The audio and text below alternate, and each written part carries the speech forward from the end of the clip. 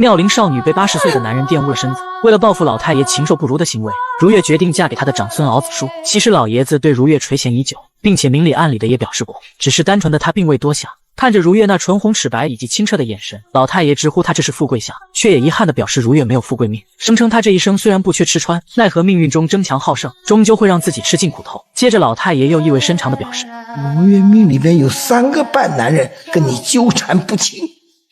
老太爷您别吓我，如月是奴婢，只求安分，不求富贵。面对如月懵懂无知的样子，老太爷是越发的欢喜，当即从枕头下掏出3个大洋，嘱咐他拿回去做2身像样的衣服。如月浑然不知自己已经被惦记上，满心欢喜地接过了老太爷的赏赐。然而就在他欣喜之余，老太爷却趁机动起了手，此举瞬间吓得如月不知所措。老太爷，我不喜欢人家捏我脸蛋儿。那你喜欢人家捏你哪儿啊？如月看了看老太爷，并未回答，只是转身捡起地上的钱塞给了老太爷，随即便马不停蹄地离开。岂料如月刚回去，就碰上了对他纠缠不休的大少爷，也就是老太爷的孙子敖子书。子书跪在地上，深情款款地向如月表白：我一直都喜欢你，你是我的人，你知道吗？我娶你好不好？面对子书突如其来的表白，如月被吓得连连求饶。看着如月这般排斥自己，子书厉声质问他：是不是还在想着谢天儿？你心里面是不是还是想着他？哪怕如月否认了子书的话，可子书仍旧从中看出了端倪，只是他心中十分不解，无论是学识还是家庭地位，明明什么都比庶出的弟弟强100倍，为何如月就是看不到自己的好？相比老爷子对如月的隐忍，年轻气盛的子书就比较直接一些，当即用行动表明了自己的想法。如月在挣扎一会儿之后，便心如死灰地放弃了抵抗。好在片刻后，子书也停止了行动，看着眼前几近绝望的如月，他也只能悻悻地离开。第二天，如月在院子里遇到了三奶奶。三奶奶深知如月备受2个少爷喜欢，为了避免兄弟俩因为一个女人产生分歧，所以三奶奶决定和如月好好聊聊。你到底对谁中意啊？三奶奶可以去跟你说说。月儿不敢，月儿只是个丫头。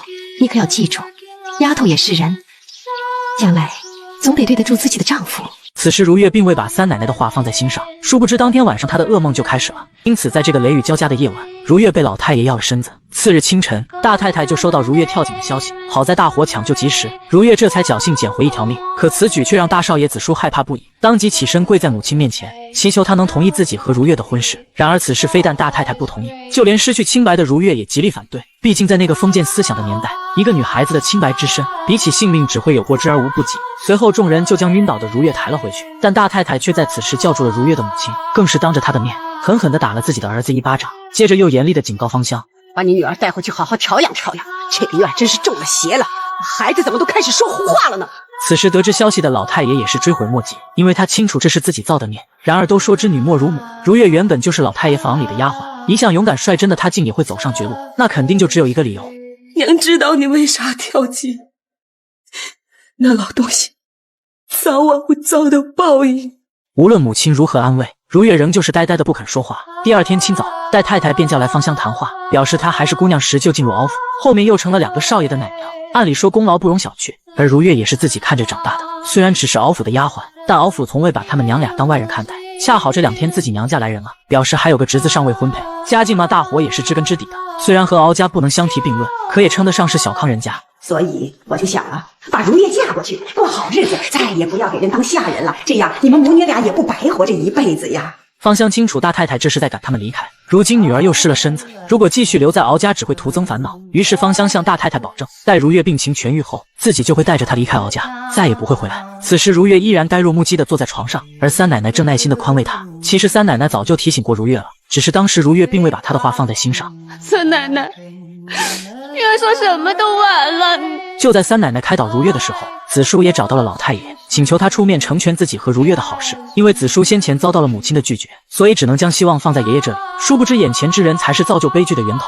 子书是敖家的长子嫡孙，并且从小就熟读45经，老太爷更是将其当成长家人培养。这是子轩第一次向他开口，加上老太爷心里也有自己的小算盘，倘若如月和子轩成亲，那么这一生都将困在敖家，也方便他满足自己龌龊的欲望。随后老太爷就召集儿子媳妇商量此事，然而大太太一心想为子书找个大家闺秀，所以当即便站出来反对此事。我估摸着这丫头根本不是什么真心想跳井，她分明是想要挟我们子书，好让子书娶了她，将来她就能一步登天了。哪个男人不占心？你以为你儿子长大了，你还能管得住？为了报复老太爷禽兽不如的行为，如月决定嫁给他的长孙敖子舒。可他的心里始终有些惶恐难安，只因如月早已不是清白之身。然而三奶奶却意味深长地告诉他，作为女人，名节固然重要，但最关键的是拥有一颗干净的心。其实，在那个封建思想的年代，没有一个男人会甘愿当接盘侠，即便是读万卷书的大少爷也不例外。你说，你究竟是给了谁？你为什么不说话呀？如月母亲听着子舒的咆哮声，心如刀绞，对女儿的遭遇自责不已，无法接受事实的芳香，最终选择上吊离开了人世。自此，如月在这世上再也没了亲人。转眼时间来到8年后，这天被赶出敖府的谢天偷偷潜了回来。如月在看到他的瞬间，隐忍已久的委屈再也忍不住了。同时，谢天也察觉到如月过得不开心，连忙询问他到底发生了什么事。谁欺负你了？大哥对你不好吗？都8年了，他连碰都不碰我一下。他不是很爱你吗？看着如月楚楚可怜的模样，谢天心里虽然也不好受，可还是小心翼翼地告诉如月，此番自己还有更重要的事情需要处理，暂时真的不能带他离开。子舒对如月的鄙夷的态度，给如月造成了严重的心理阴影，因此他误以为谢天和子舒一样，皆是嫌弃自己身子不干净。然而谢天接下来的话，瞬间抹灭了如月所有的希望。你是我嫂子，你要是走了，大哥怎么办？自此之后，如月再也没了任何顾忌，大白天的就来到老太爷房里伺候。但他阴阳怪气的态度，明显是在责怪老太爷毁了自己。老太爷自知理亏，只能耐心的安抚如月切勿冲动。接着他便从枕头下摸索出一串钥匙，声称床底下有个木匣子，让如月拿着钥匙去打开。看着眼前明晃晃的一箱小黄鱼，如月不由得感到意外。此时老太爷也告诉如月，想要多少便拿多少，希望能弥补他给如月带来的伤害。然而这冰冷的小黄鱼又怎能抚平如月渴望被爱的内心？当天晚上，谢天来到老太爷的房顶，恰好看见如月光着膀子为其捏脚，此举顿时激发了谢天的怒火。然而他刚想下去除掉这个祸害，却被三奶奶给制止了。原本谢天就因母亲出身不好，从小没少遭受敖家人冷眼相待，哪成想长大后又因偷书一事，彻底触犯了敖家的规矩，从而被老太爷赶出了家门。其实这些谢天都可以不在意，只是如月的处境着实让他意难平。三奶奶清楚谢天心里的苦楚，于是她回去就堵住了如月，随即将其带到芳香上吊的屋子。三奶奶对如月的行为有些恨铁不成钢，毕竟如月的母亲就是因为这些糟事，最终选择走上了绝路，哪成想仍旧没有唤醒如月。你娘怎么走的？你不是不知道，现在你还去她的房里，你怎么这么没有记性啊？虽然子舒早前为了求娶如月，曾多次在大庭广众之下忤逆母亲，可自从新婚之夜过后，子舒情愿像个佣人似的伺候如月，也不再对她的身子染指分毫。先给我把痰盂拿过来吧，不要尿。到外面去吧。外面冷。看着子舒言听计从的样子，对如月而言何尝不是一种折磨。很快两人不和的事情被谢天知道，原本他和如月就是青梅竹马的恋人，奈何中间出现许多变故，导致两人不得不分道扬镳。如今谢天只想放下一切，带着如月远走高飞。我现在跟你走，有什么意思呢？你能让我过上这种少奶奶的生活吗？你不能。谢天深知如月心里的苦楚，可自顾不暇的他又能改变什么？而心里憋屈的子舒每天都将自己关在阁楼写作，似乎只有这样他才不会为情所困。只是此举令大奶奶颇为不满，认为儿子之所以如此，皆是因为如月这个做妻子的过错。你个死妖精，你个骚货！我怎么了我？你男人还在楼上饿着呢，跟我有什么关系？我那个男人，他自己乐意上楼守着他那堆宝贝，跟我有什么关系？如月的态度彻底激怒了大奶奶，随即捡起一根棍子，追着如月满院子的跑，甚至扬言子舒若是有个好歹，势必要如月付出代价。面对丈夫的视若无睹以及婆婆的恶言相向，让如月的内心逐渐黑化。事实上，大奶奶也并非狠心之人，只因子舒是敖家的长孙，又是丰满楼将来的继承人，所以她才希望儿子能找个门当户对的。哪成想子舒一心痴迷于丫鬟如月，最终自己也只能妥协。可偏偏两人婚后的生活还不和谐，这让为人母的大奶奶岂能痛快？三奶奶知晓如月和子舒的问题在哪，但事情已经出了，她也实在是爱莫能助。接着大奶奶嘱咐三奶奶，千万不要被如月的外面蒙骗了，别看她整天笑眯眯的，实则内心透着一股狠劲儿，或许早晚有一天大火皆会在她手里。会吗？会吗？你等着瞧吧，我看人是很准的。老太爷现在已经被他给拿住了。当天晚上，三奶奶在半道上拦住了如月，斥责她为何到现在仍旧执迷不悟。当初要不是被老太爷要了身子，子舒又怎么会对其冷若冰霜？如月不以为意地告诉三奶奶，自己清楚她的良苦用心，只是今时不同往日，眼下老太爷可是越来越力不从心，根本没有那个精力欺负自己。你再这样糟蹋自己下去，你就完了。我告诉你，从今儿起，我如月不但晚上要去老爷子那儿，我白天也去。我不但不避着别人，我还要大摇大摆的进去。女孩初次上门就被夫家绑了起来，可同样被绑的大嫂却异常淡定，坦言这就是敖府的家规。不仅仅是这样绑着，两人还会被人剁掉手脚，下半辈子也只能躺在床上度过。雨桐刚从国外留学归来，哪里见识过这等酷刑？随后两人就迎来了当家人的审判。因为丰满楼是敖府的禁地，里面收藏的孤品书籍，唯有丰满楼楼主才能随意查阅。凡是擅自闯入者，皆会被剁去手脚，再交给官府衙门处置。而如月之所以要撺掇雨桐一起进去，就是为了报复敖家带给他的伤害。子舒作为丰满楼楼主，却从未处理过这等大事，看着妻子以及未来弟媳被绑，他也不知道该如何是好。然而大奶奶早就想整治如月了，声称雨桐是敖府的贵客，第一次登门遭到有心之人的算计，大伙也能谅解。反观如月作为子舒的妻子，况且打小就在府里长大，明知丰满楼规矩却还故意为之，此等行为不好好惩罚那还了得？说话间，大奶奶就来到老太爷面前，让他出面拿个主意。然而老太爷早前强行要了如月的清白，导致他在婚后被子舒嫌弃，所以老太爷心里对两人有愧，迟迟不愿松口。关键时刻，雨桐的父亲周先生来到了敖家。首先，他为女儿鲁莽的行为表示歉意；其次就是商谈雨桐和子轩的婚事。雨桐父亲无论财力或势力都非常雄厚，如今对方主动提出来要结亲，对于敖家而言简直是荣幸之至。于是老太爷当即宣布，如月和雨桐之事就此作罢。当天晚上，敖府就热情地举办了家宴，同时双方长辈也敲定了儿女的婚事。岂料如月却阴阳怪气地表示，好在周先生今天来得及时，否则敖家人指不定会如何对他。如月接二连三的挑衅，让本就不待见他的大奶奶如何能忍？第二天清早，大奶奶就命人对如月施以棍棒之刑，即使鲜血已经浸透了衣裙，可要强的如月始终不愿向婆婆低头。子舒身为如月的丈夫，却不敢开口为妻子说句公道话。幸好关键时刻三奶奶赶了过来，经过她的劝说，大奶奶才松口饶了如月。谁知如月根本不领他们的情，省得这装好人，不用你可怜我。随后如月独自来到母亲坟前喝闷酒，如月憋屈地告诉母亲，自己之所以会沦落至此，都是被敖家人给逼的。接着如月又在母亲面前发誓，一定会活出个人样来，让那些谋害过她的人付出代价。也是从此刻开始，如月彻底开启了黑化之路。当天晚上，她便放下身段向丈夫示好，我们生个儿子好吗？不，为什么不？我不能和你。你干什么我知道，你去只嫌我脏，可我的身子是你们敖家弄脏的。看到这里，多少有点同情如月。倘若当初她没有被老太爷要了身子，又怎会结婚8年子舒都不愿碰她？可男人就是这样。子舒虽然爱慕如月多年，但自从新婚之夜发现她并非姑娘之身，便再也不曾越雷池半步。如月在一次遭到丈夫的拒绝后，心里便没了任何顾忌，当即来到老太爷房里伺候。然而如月的枕边风很快就有了效果。次日，老太爷召集了管家的儿子及媳妇，坦言过2天就是孙子子轩的婚事了。而三奶奶作为子轩的母亲，要操心的事情会比往常格外多些。于是老太爷当众提议，就让如月掌管全家的事儿。爹，这2年我把府里大大小小、上上下下的事儿都交给弟妹了，这要临时转给别人，我怕会出什么乱子。哎呀，这是暂时的。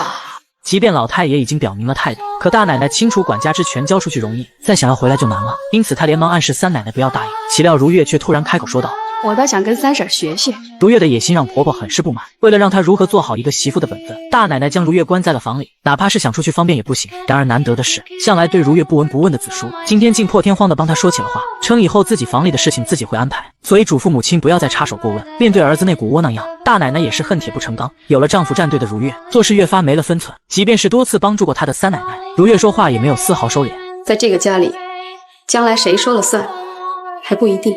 看着眼前被仇恨蒙蔽双眼的如月，三奶奶打从心里为其感到惋惜。她实在不懂如月到底在争些什么。与此同时，子舒也意味深长地告诉弟弟，坦言明天就是周姑娘过门的日子，务必要好好珍惜才是。男人一辈子找一个身心都属于你的女人不容易。从子轩的话里不难听出，他自始至终都介意如月并非清白的身子。殊不知如月接下来的举动，才真的让子舒颜面尽失。即便是白天，如月也毫无顾忌，俨然一副女主人的姿态，侍奉在老太爷的身旁。可令人诧异的是，尝到甜头的老太爷为了弥补如月，甚至将管家之权交给了他。哪成想如月为了彰显自己的地位，甚至在小叔子的婚礼上出尽了风头。原本招待宾客敬酒是她婆婆的分内之事，但如月竟端起酒杯与妇人们唠着家常，根本不在乎婆婆那杀人的眼神。虽然大伙表面上和如月寒暄，实则都在看她的笑话。少奶奶啊，你敬我们酒，你的婆婆可在那边坐着呢。在几个长舌妇的调侃下，如月随即就端着酒杯来到婆婆面前。娘，我敬你。来，我娘她喝不了酒，得，我替您喝了啊。即使婆婆全程都没有半点好脸色，任由如月一个人演独角戏，可她仍旧厚着脸高调的表示：娘啊，老爷子正堂没人照顾着，我怪不放心的，您招呼着，我到正堂看看去啊。如月转身刚准备离开，就被婆婆厉声喝停了脚步。毕竟后厅可是招待贵客的地方，就连大奶奶自个儿都不能擅自闯入，更何况如月只是个少奶奶。如月毫不在意婆婆的话，称正因为后厅都是男人待的地方，老太爷如今年龄大了，身边要是没个知冷知热的人伺候可不行。说完，如月也不管婆婆同不同意，直接端着酒杯来到后厅的席桌上。老爷子，您可别喝多了，我在后边担心您呢。哎，各位，我们家老爷子身体不好，不能喝酒，今儿啊，我就替他跟你们干了。哎，咱们一个个的来。如月出格的举动，顿时让身旁的长辈们议论纷纷，但她自个儿完全是破罐子破摔的态度。这时桌上的三奶奶实在看不下去，连忙上前将如月给拽走了。此时的如月早已喝得烂醉如泥，正当她躺在床上喃喃自语时，却突然看见紫叔挂在床头的钥匙，那可是敖府长家人高贵的象征。随后如月就拿着钥匙闯进了敖家的禁地丰满楼，谁知她在里面遇见了昔日的恋人谢天。谢天厉声质问如月，为何要作践自己向老太爷献媚？难道不知道人言可畏吗？面对心上人的瞧不起，瞬间点燃了如月心中的怒火。他借着酒劲道出了心里话，倘若当年不是谢天悄无声息的一走了之，自己又何至于沦为别人的笑柄？如今只不过是想活出个人样来，怎么就成了十恶不赦的恶人？此时的谢天才意识到如月变了，而这一切他有着不可推卸的责任。如果8年前自己放下执念，带着如月离开，如月也不会变得面目全非。因此谢天在犹豫片刻后，做了一个重要的决定，就是带着如月逃离敖家。他要好好弥补这些年对如月的亏欠。殊不知迟到的深情比草贱，谢天的这番话如月虽然等了很多年，只是如今说什么都晚了。心如死灰的如月告诉谢天，自己虽然是只破鞋，可也不是谁想穿就能穿的。岂料如月前脚刚刚拒绝了谢天，敖家就带人包围了丰满楼，私自闯入可是要遭受审判的。如月被大伙抓了现行还不知悔改，更是当众口出狂言，眼瞅着如月将敖家搞得臭名昭著，戴奶奶当即命人将其绑了起来。原本大奶奶就不满意这个儿媳妇，面对眼下送上门的机会，她又岂能就这样轻易放过？老太爷虽然有心偏袒如月，可眼瞅着她把这个家搞得乌烟瘴气的，也实在找不到理由为其开脱。反观本就不待见如月的大奶奶表示，如月3番2次的触犯家规，就该砍去她的双手双脚示众，但三奶奶却不同意嫂子的做法，称今天是子轩大喜的日子，实在不应该发生这种血腥之事。老太爷闻言觉得颇有道理，当即宣布此事2天后再商议。三奶奶清楚如月此番在劫难逃，随后她便悄悄潜入祠堂。他们这次不会放过你。我不怕，三婶，如月这次输了，我甘愿受罚。你知道他们怎么罚你吗？要砍去你的手脚。那个老东西就没为我说句话。我原来就告诉过你，女人千万不要依赖别人，可是你没听。此时的如月终于慌了，而三奶奶也无法做到袖手旁观，于是便上前为如月解开了绳子，接着又嘱咐她暂且去山上的祖宅躲几天，等事情的风波过去后，自己便会安排人接如月离开。如月跌跌撞撞的不知跑了多久，最终因体力不支摔倒在地。好在三奶奶的亲家周先生途经此地，他连忙上前将如月抱了起来。看着眼前被冻得瑟瑟发抖的女人，周先生贴心的脱下外套给她披上。当如月再次醒来时，才意识到自己顺利逃离了敖家，但下一秒她惊慌了起来，因为她担心周先生将其送回去。看着眼前手足无措的如月，周先生却是笑而不语。这时如月才察觉到衣服被人换过，可仅仅是犹豫了片刻，如月便想通了，毕竟成年人之间有些话无需明说。与此同时，三奶奶也因为放走如月遭受非议。大奶奶不相信弟媳会这么大度，毕竟是如月夺走三奶奶的管家大权，还甚至在她儿子的婚宴上出尽了洋相，难道三奶奶就一点都不记恨她吗？虽然大奶奶的分析不无道理，但三奶奶还是惋惜地表示，如月从小就在敖府里长大的，她之所以会沦落这个地步，不都是因为敖家人造的孽吗？我放她走，是觉得她不能再在这里待下去了，你们要惩罚她，她随时可能做出一些出格的事儿来。大奶奶了解如月的性子，若是把她逼上绝路，指不定又会闹出什么幺蛾子。如今既然自己出去了，何尝不是一桩好事？而如月自从被周先生救下之后，就顺势成了对方的女人。该行为令周先生的女儿雨桐很不满。从前在敖家时，只觉得如月这个嫂子骄纵了些，眼下她恬不知耻的行为，即便喝过洋墨水的雨桐也无法接受。岂料如月过分的行为不止于此，她为了离间雨桐和敖家的关系，甚至在其面前诋毁刚刚救过她的三婶。不可能，她不是你说的这种人。我刚才都告诉你了，她除了自己的丈夫，还跟那个方文静睡过。我告诉你，你婆婆比我烂得多。即便如月巧舌如簧的游说，但雨桐有自己辨识能力，她果断地告诉如月，如月姐，你身上有股怨气，你干嘛要这么恨别人呢？你为什么不想想为自己找条出路？就这样，如月成了周先生笼中的金丝雀，周先生也是毫不避讳带着她一起谈生意，许多事情上还会听从如月的建议。周先生的为人处事极体贴，让如月第一次感到生而为人的尊重，这些都是他在敖家从未拥有过的。只是这种平静的生活并未维持多久，很快如月在周家的消息被三奶奶知道了。堂堂敖家的少奶奶没名没分的住在弟妹娘家，并且还与弟妹的父亲纠缠不清，这要是传出去，敖家的脸面往哪搁呀？面对三奶奶的好言相劝，已经破罐子破摔的如月根本不当回事，坦言自己并非从前的丫鬟了，不需要三奶奶教她该如何做事。你再闹下去，我是救不了你的。好啊，指不定谁救谁呢。三婶儿，我告诉你，周先生对我可好着呢。真是哀其不幸，怒其不争。看着被仇恨冲昏头脑的如月，三奶奶也颇为无奈。随后如月在饭桌上告诉周先生，她如今的身份仍旧是敖家的少奶奶，所以如月想借用周先生的权利，帮助自己回到敖府，因为在那里还有很多事情尚未了结。周先生知晓如月从前如履薄冰的日子，当即便同意了他的请求。但周先生并不是单纯的帮助如月，而是想利用她完成自己的野心。第二天清早，如月就在周先生的安排下，风风光光的坐上了吧台大轿。可敖家人却犹如热锅上的蚂蚁，他们原本就不想要这个丫鬟出身的儿媳，哪成想对方摇身一变攀上了周先生。周先生与敖家不单单是亲家关系，他手里的权势更是深不可测。然而子舒竟果断放下狠话，自己不想见到如月，也更不会去接她。此时妖娆妩媚的如月高傲地站在甲板上，河岸两边围满了吃瓜群众。很快花轿就抵达了敖家门口。当丫鬟掀开轿帘时，如月只看到一脸不情愿的公婆，因此她点名要丈夫出来迎接。敖家老爷担心周先生怪罪，只能吩咐人去把儿子叫过来。岂料大奶奶却认为，就凭如月这样的下贱胚子，有什么资格喊他儿子出来接待？立时命人把轿子直接抬进去。可偏偏如月也是个狠人，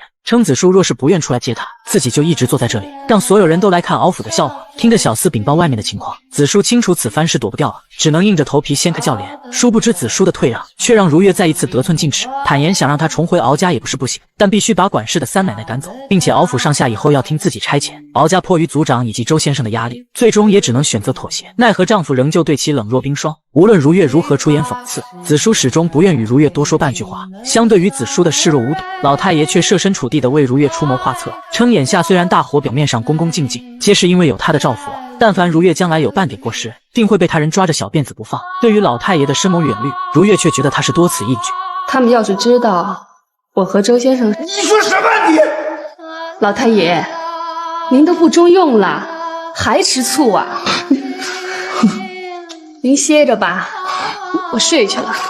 如月的变化令老太爷震惊不已，他没想到从前那个小心翼翼的丫鬟，短短数日竟变得这般面目全非。这时即将离开的如月又转身告诉老太爷，刚才您说错了，他们服我，不是因为您，而是因为有周先生。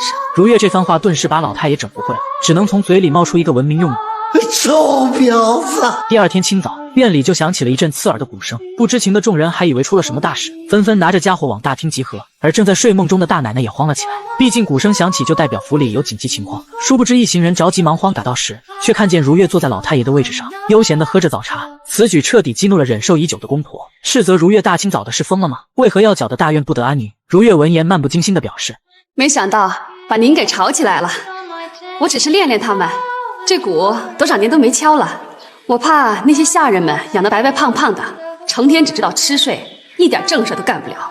如月指桑骂槐的话，明显是说给婆婆听的。大奶奶嫁入敖家多年，从未受过这等奇耻大辱，当即与如月争辩了起来。随后老太爷听到消息赶了过来，如月见状连忙迎了上去，企图让老太爷说句公道话，坦言这个家里到底谁是主事的。向来对如月宠爱有加的老太爷，却因如月跟了周先生而打翻了醋坛子。这家若交给你，就乱了。不会是因为昨晚我说的那句话吧？看来男人吃醋是不分年龄的。接着老太爷担忧地表示，如月作为当家人实在有些欠妥，真怕敖家迟早毁在他手里。有我如月在，就有周先生给咱们撑腰，您怕什么？三婶以为他跟周先生联姻就怎么着了，我比他更亲近。此话一出，大奶奶简直不敢相信自己的耳朵，毕竟如月和老太爷的那点事，足以让子舒蒙羞一辈子了。你胡说什么呀？这要是让外人听见了，我们敖府的人还有脸面走出这个大门吗？啊，如月，太放肆了！看着敖家的声誉就要毁在如月手里，老太爷拿出一包砒霜交到大夫人手里，让她去除掉如月这个祸害。不料二人的对话被门外的如月听得一清二楚。当晚婆婆就亲自端来一碗莲子羹，嘴里还说着讨好的话。面对这碗索命的毒汤，如月脸色变了又变，谎称自己肚子疼不能吃，还是给婆婆喝了吧。婆婆一听瞬间冷汗直流，劝说肚子疼喝莲子羹最有效。再说这是她的一番心意，可如月也不是省油的灯，还是婆婆先喝一口吧，不然如月哪敢喝呀？这传出去，别人该笑话我不懂事儿了。这里没有外人，就咱们俩，没那么多规矩，喝吧。看着婆婆迫不及待的样子，如月心里冷笑，假装不辜负婆婆的好意要喝掉它。刚舀起一勺放在嘴边，却又瞬间泼向鱼塘。没一会，食堂里的鱼就翻了白眼。婆婆你来，你看这些鱼儿都怎么了？眼见事情败露，大夫人心虚不已。如月一个凶狠的转身就把婆婆逼坐在椅子上，她给婆婆两个选择，要么喝下莲子羹，要么报官，吓得婆婆当场晕了过去。可如月怎能善罢甘休？她要让所有欺负她的人都得到应有的报应。她转身就将剩下的半碗莲子羹端给了老太爷，并亲手喂给她吃。没一会，老太爷就腹疼不止，口吐鲜血。他质问如月在粥里放了什么。这碗莲子羹是我婆婆亲手熬的，耗子是您自己下的。他这才知道他是害人先害己。而一边的大少爷看到这幕，吓得浑身发抖，心里却十分痛快。原来他一直记恨老太爷霸占了如月的身子。敖家人对外声称老太爷是因病过世，敖家人安葬了老太爷后，大少爷却像是受了刺激，就连如月靠近他都感到十分害怕。你要是不为你媳妇说句话，我这就离开，永远不再回来。就老虎，就了风满楼，你个兔崽子，你怎么坏了你？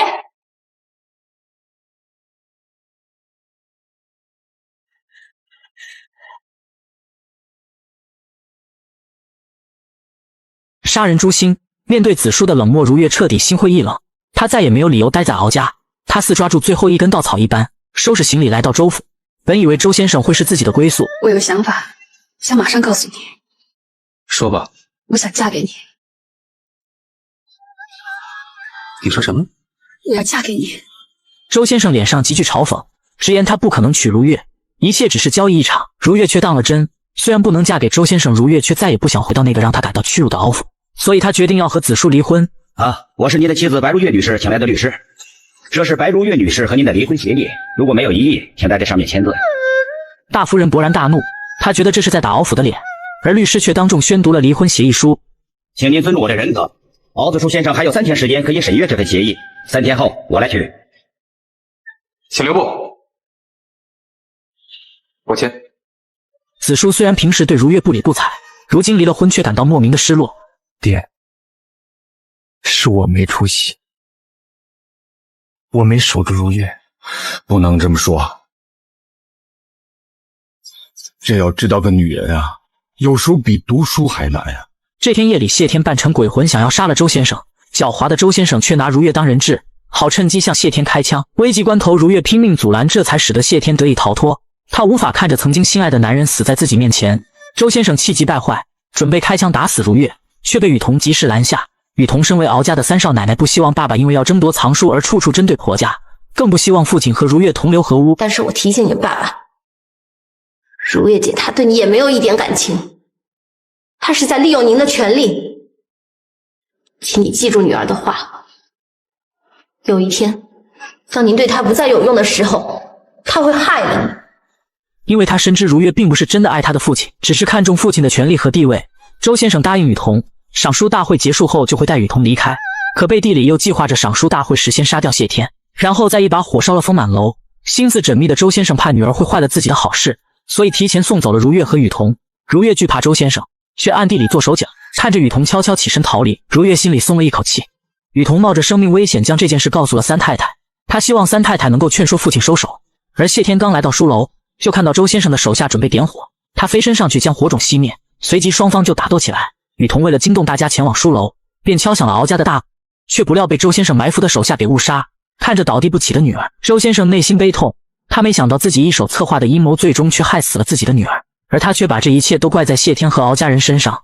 如月再次找到谢天，向他诉说内心的痛苦和爱意，他后悔当年没有跟着谢天走，如今他希望能和谢天再续情缘，并表示愿意和谢天一起远走高飞。面对着这个心思极其复杂的女人，谢天已经完全无法相信她。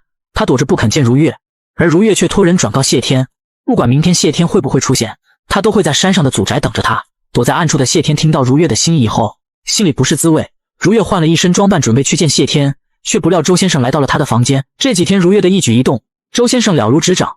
为了试探如月对他的忠心，他拿出一把枪，让如月找机会除掉谢天。谢天按照约定时间等在祖宅，不料如月扑通一声跪在谢天面前，表示他不能跟谢天走，还说自己身子不干净，配不上谢天。谢天表示他依然爱着如月，不在乎过去的事。于是如月将周先生派他来杀谢天的事说了出来。与此同时，周先生的手下已经将祖宅包围。如月打开门走了出来。你把谢天杀死了吗？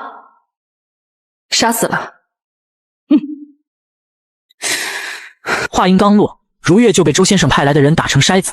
谢天看到心爱的女人惨死在眼前，却无法阻止。他杀光所有的人，替如月报仇。谢天抱着如月心如死灰，不料却被人从背后开枪打死。